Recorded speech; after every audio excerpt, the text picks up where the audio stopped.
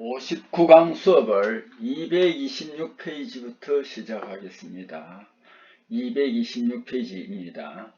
자, 탄소강 가공할 때 청열 매짐은 약 몇 도씨에서 일어나는가 이렇게 묻고 있습니다.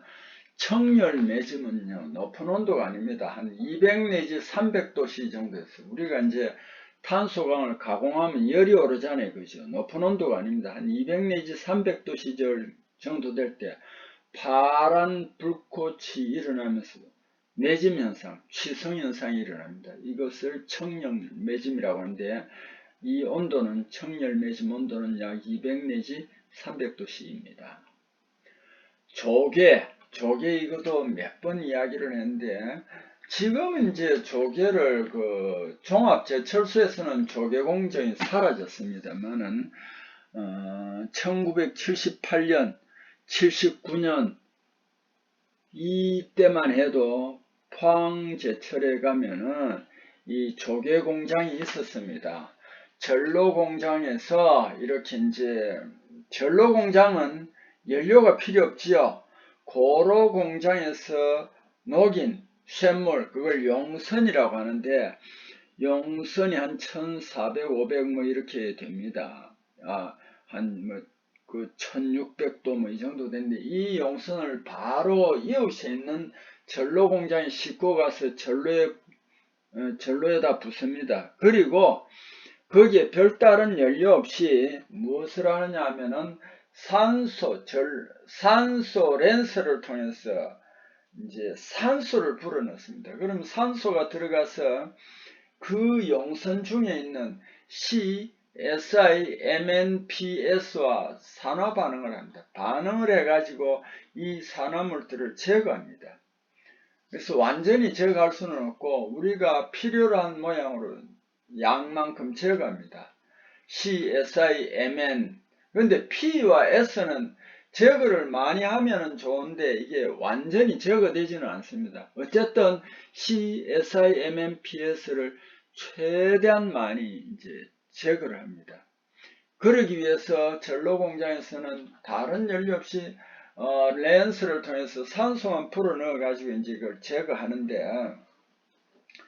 특히 CSIMN은 제거라기보다는 이거는 적정한 양으로 조절을 합니다. 어쨌든 산소와 이 산화물이 반응을 해서 적정한 양만큼 이제 조절이 되고 산화물이 제거가 되겠죠. 그래서 이제 전로 공장에서 정면을 한 것을 강이라고 합니다. 우리가 산업 현장이나 우리 일상생활에서 주로 쓰이는 철강 재료는 이 제강 공장에서 나온 용강입니다. 근데 용강을 나중에 압연을 하려면은 중간 소재인 슬래브나 블룸, 빌렛을 만들기 위해서 덩어리로 만들어야 되잖아요. 그죠? 그래서 전에는 이제 달리 연속 주조 공정이 없었기 때문에 이 용강을 어디로 싣고 가느냐면 옆에 있는 조개 공장으로 갑니다. 조개 공장에 가면은 주철제로 된 큰 케이스가 있습니다. 거기에다 이 용강을 부어요. 붓고 이제 바로 덩어리로 만들면 되는데 이 이제 제강 조업에서는 산소를 불어넣다 보니까 CSIMNPS는 우리가 필요로 한 만큼 조절이 됐는데 반대로 산소가 그 용광 속에 들어가 있다 이 말입니다. 산소가 용광 속에 들어가 있으면 수소와 마찬가지로 이게 비금속 계제물이 되어서 강에 안 좋은 역할을 합니다. 그러면 어떻게 하느냐? 이 전로에 있는 용광을 다시 조개 공장에서 조개 인고 케이스에 부어 넣어서 그냥 식히면 되는 것이 아니고 필요하는 수요 요구처에 따라서 탄소나 이런 것을 얼마나 제거를 산소를 제거를 해줘야 됩니다. 산소를 탈산을 해줘야 됩니다. 그렇게 탈산을 하려면 또 뭐를 해야 되느냐? 탈산제를 식힐 때 또 집어넣습니다.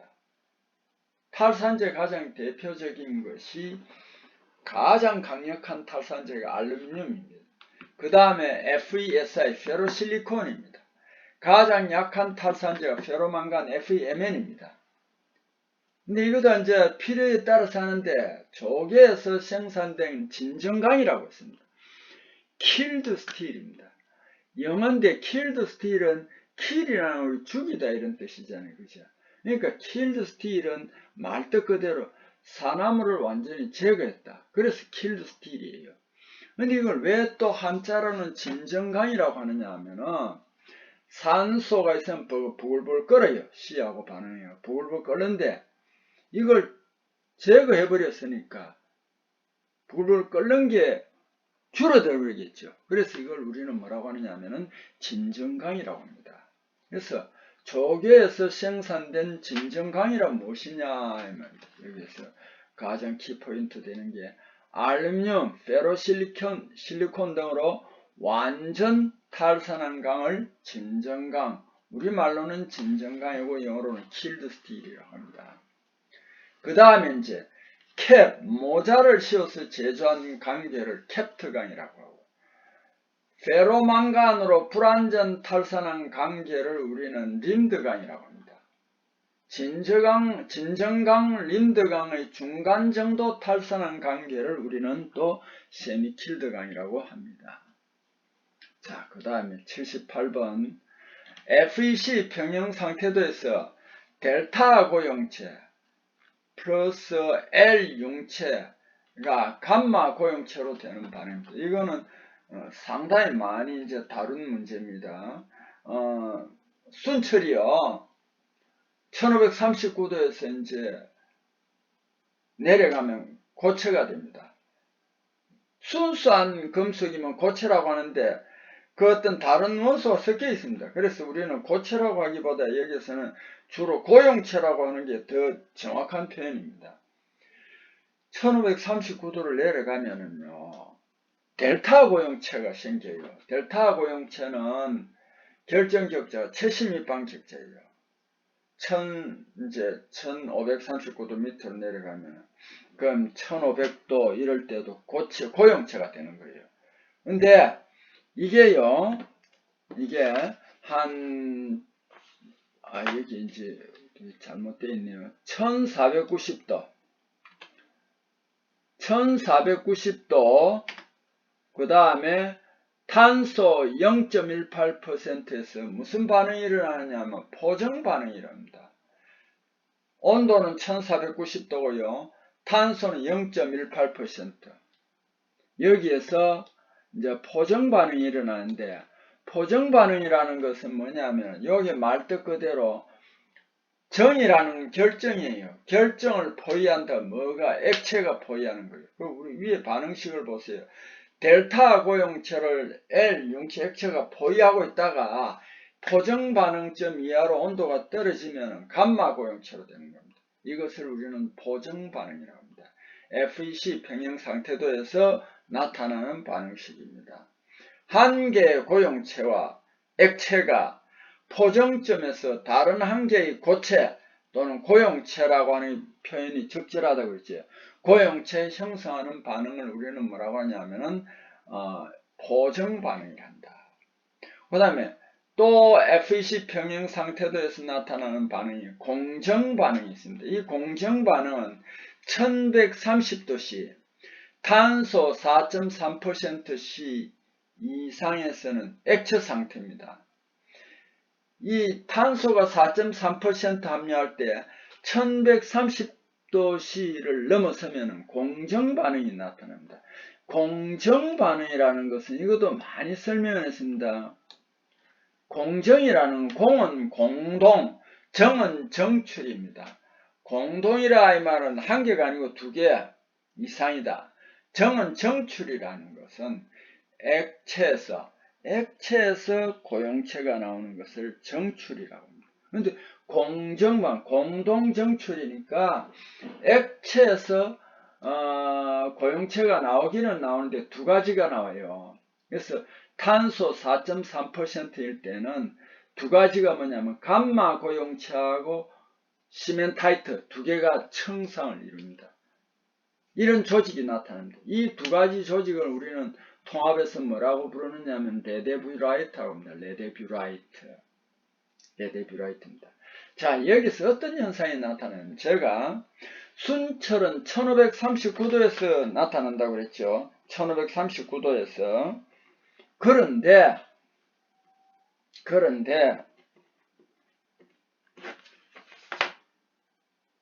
공정 반응을 한번 살펴봅시다. 탄소가 얼마입니까? 4.3%지요.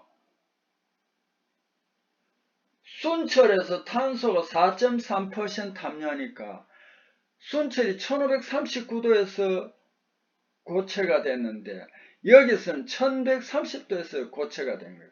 반대로 공정조직은 1130도 이상이 되면 높고 그 다음에 순철은 1539도 이상이 돼야 높습니다. 두 개 사이의 탄소 퍼센트에 따라서 한 얼마 정도 차이가 났습니다. 한 400도 정도 용융온도 차이가 나타납니다. 이렇게 대체적으로 금속에서는 금속의 순금속보다는 다른 금속이나 다른 비금속 원소가 첨가되면은요, 용융온도가 대체로 낮아지는 경향이 굉장히 대부분 다 그렇습니다. 그 점을 여러분 꼭 좀 이제는 기억을 해 주셔야 됩니다. 어쨌든 공정 반응은요, 1130도씨 탄소 4.3%에서 일어납니다. 즉 뭐냐면 한 액체에서 말이죠. 한 액체에서 두 가지 고체라고 하는 것보다 고용체가 낫겠죠. 한 액체에서 두 가지 고용체가 정출하는 현상입니다. 그래서 공동정출, 줄여서 공정이라고 합니다. 액체가 감마철 플러스 시멘타이트, 감마철은 오스테나이트이고요. 시멘타이트는 Fe3C 금속관 화물이죠. 이 이제 두 개 조직이 나타나는데 이걸 공정주철이라고 하고요. 이 두 개 조직을 우리 합쳐서 일명 뭐라고 하냐면 레데뷰라이트라고 합니다. 공석 반응은 공정 반응과 달리 보세요. 공동석출 반응입니다. 공석 반응은 공동석출 반응입니다. 공동석출 반응입니다. 이 석출이라는 것은 뭐냐면 고용체에서 고용체가 나오는 겁니다. 자, 순철을 보니까 1400도에서 910도까지도 그 사이에도 감마 고용체, 오스테나이트 조직입니다. 열 처리할 때 필요한 고온 조직입니다. 그래도 이게 고용체, 고체입니다. 이 고용체, 고체가 A1 변태 723도씨 탄소 0.8% 이하로 떨어지면 펄라이트 변태가 나타납니다. 감마 고용체에서 오스테나이트에서 순철과 시멘타이트 Fe3C 두 개 청상 조직이 나타납니다. 이것을 우리는 펄라이트 변태라고 합니다. 그래서 FEC 평형 상태도에서는 이제 몇 번 했죠, 그죠? 토정 반응, 공정 반응, 공석 반응이 있다. 그리고 여기에 나타나는 편정 반응은 말이죠. 편정 반응은 구리와 납과 같은 그 비철금속을 녹였을 때 서로 액체 상태에서도 섞이지 않는 상황, 이것을 우리는 편정 반응이라고 했습니다. 자, 이 편정 반응을 제가 몇 번이나 설명하는데요. 이 상태도를 여기서 여러분에게 제시를 안 했습니다.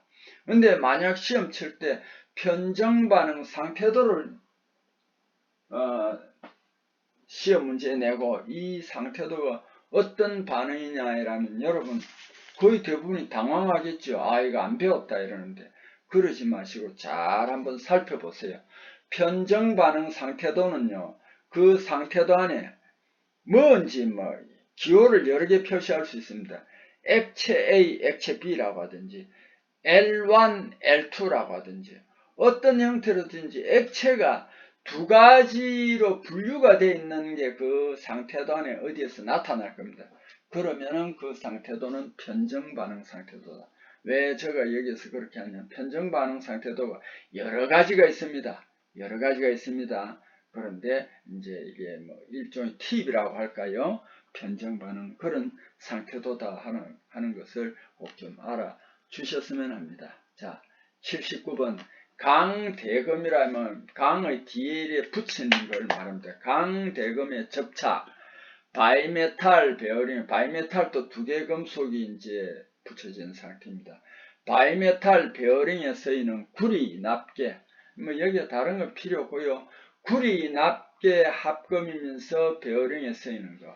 자, 이런 말이 종종 문제에 나온 베어링에 쓰이는 다른 건 필요 없고 구리, 납계 합금. 여기 키 포인트가 됩니다. 베어링에 쓰이는 구리, 납계 합금 이렇게 나오면 이건 무조건 뭐냐면은 켈멧입니다. 켈멧. 자, 화이트 메탈이라는 게 있습니다. 흰색 금속인데 여기에 납, 주석, 아연, 카드뮴, 안티몬, 비스무트. 자, 혹시 여러분 요즘 이걸 뭐 화학을 좀 안 배웠으면 여기에 대해서도 조금 헷갈릴 사람이 있습니다. 납은 PbR 거고 주석에서는 아연 요것도 알 거고 CD는 카드뮴, SB는 안티몬입니다. B는 비스무트.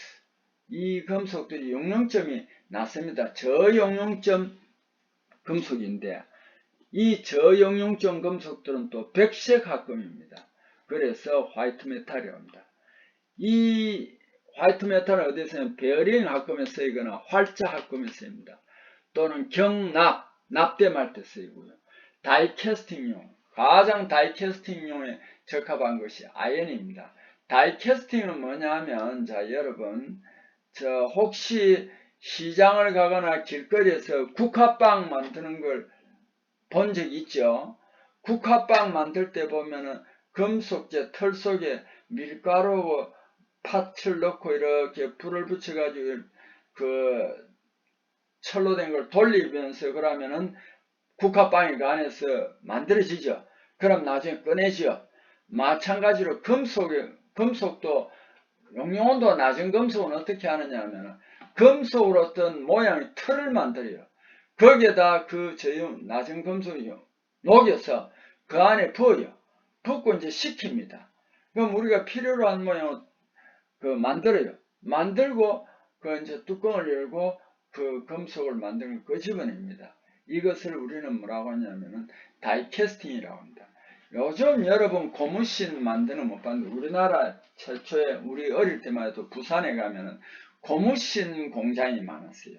고무신 공장에도 가면 이렇게 틀을 만들어 거기에 고무를 넣어가지고 찍어서 냈습니다. 이런 걸 우리는 다이캐스팅이라고 한다. 여기에서는 이제 금속을 찍어내는 거니까 다이캐스팅 그렇게 주시면 되겠습니다. 자, 80번.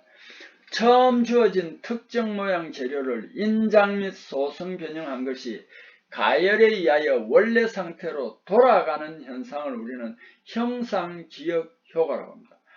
모든 금속에서 그런 게 아니고 니켈, 티탄이나 일부 합금에서 이렇게 된다. 그래서 이게 센서라든지 그 다음에 거기에 이제 자동문이라든지 이런데 형상기억 효과, 형상기억 합금을 씁니다. 어떻게 되느냐 하면은 조금 높은 온도에서 형성된 결정이 그 모상이라고 하는데 그게 오스테나이트예요. 이걸 이제 냉각을 시켜버리면 단단해진 마텐자이트예요. 우리는 이제 철강 재료에서도 마텐자이트를 만드는데 오스테나이트가 남아있으면은 이게 이제 변형이 일어납니다. 그래서 심냉 처리를 하는데 형상기억학금에서는 어떠냐 하면은 모상에는 오스테나이트에서 마텐자이트로 변화시켜 놓으면은 거기에 이제 센스에 열이 가해지거나 이러면 그 형상이 본래 모상 오스테나이트로 돌아갑니다. 그럼 열이 빠져나가고 나면 다시 마텐자이트로 가십니다. 이런 현상을 우리는 형상기억 효과라고 합니다. 질량효과. 이거 보통 학생들이 착각을 많이 합니다. 질량효과. 그러니까 우리가 질량효과라고 하니까 굉장히 좋은 의미로 생각할 수 있습니다. 질량효과. 좋은 효과가 아닙니다. 이거는.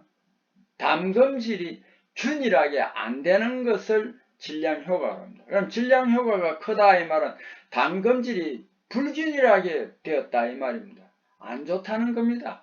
자, 두께, 크기에 의하여 냉각 속도의 차이가 생겨 재질을 불균일하게 하는 정도입니다. 그래서 우리가 질량 효과가 크다 이 말은 두께가 일단 그 크기가 크다라는 거예요. 그럼 바깥과 내부의 이 담금질 효과가 균일하게 안 되어 있다. 재질을 불균일하게 하는 정도입니다. 그래서 주철은 일반적으로 두께가 얇은 부분은 경화되고 두꺼운 부분은 조직이 거칠어지며 약해져 두께의 감도가 민감해집니다. 즉 여기에서 이제 우리가 좀 학문적인 용어는 아닙니다. 질량 효과가 크다라는 것은 담금질이 균일하게 잘 되지 않는다는 의미라는 걸 이제 이 시간 이후로는 꼭 그 개념을 정확하게 우리가 알고 있어야 됩니다. 질량 효과는 우리가 말 뜻에서 얼핏 느끼는 거는 효과가 좋다는 거구나 이라는데 질량 효과라는 두께 크기에 의해서 재질을 불균일하게 하는 정도다. 질량 효과가 크다는 것은 담금질이 잘 되지 않는다는 의미다라는 것을 꼭 이제 반드시 우리가 기억해 두어야만 이제 이런 문제가 나온다면 틀리지 않을 거예요. 탄성 변형, 외력으로 외부에서 힘을 가하면 발생한 변형이 외력을 제거하여 완전히 회복할 때 탄성이 회복되는데 이것을 탄성변형, 탄성변형이란 고무처럼 어떤 우리가 느릿느릿하다 놓아버리면 그대로 돌아가는 현상, 이걸 탄성변형이라고 합니다.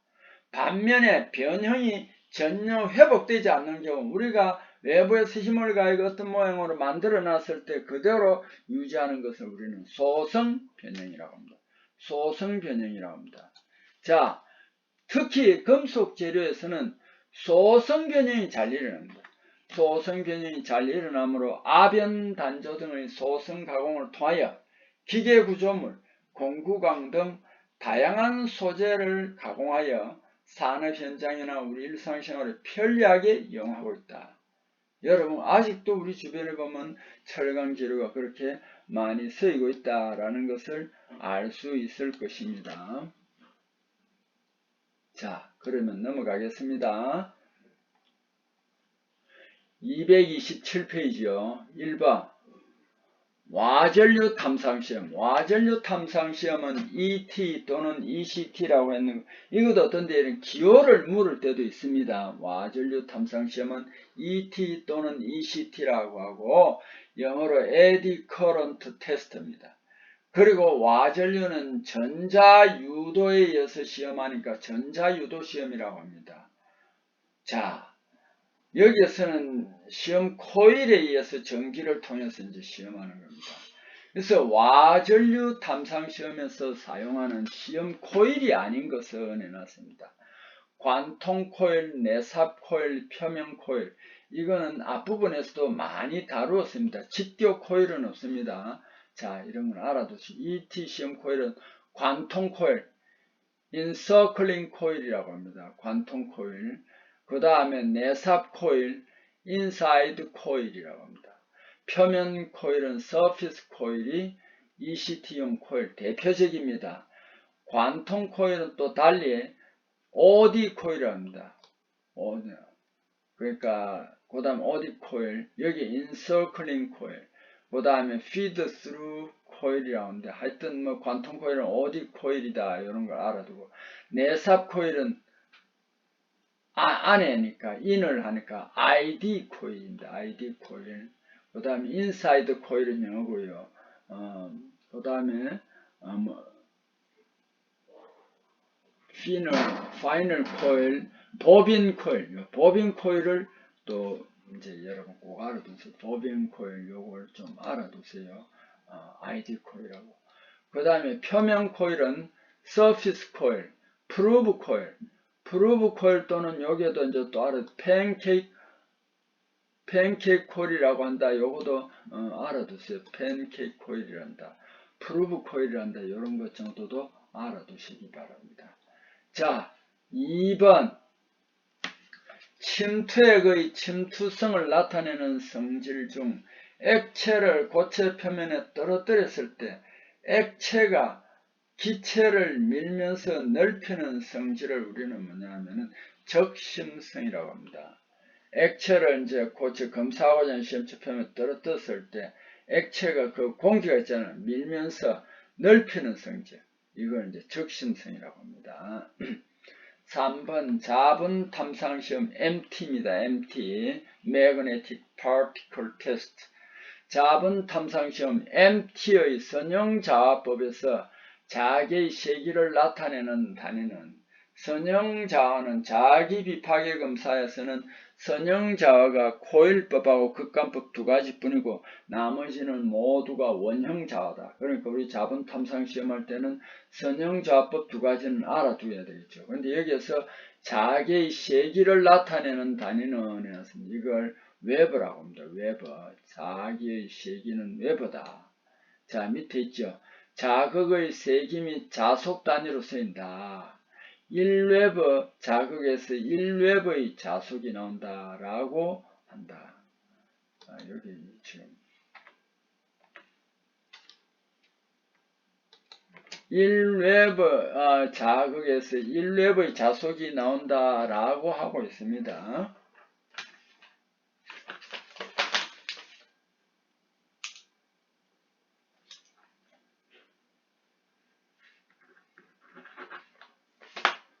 자, 여기 또 조금 그렇죠, 그죠?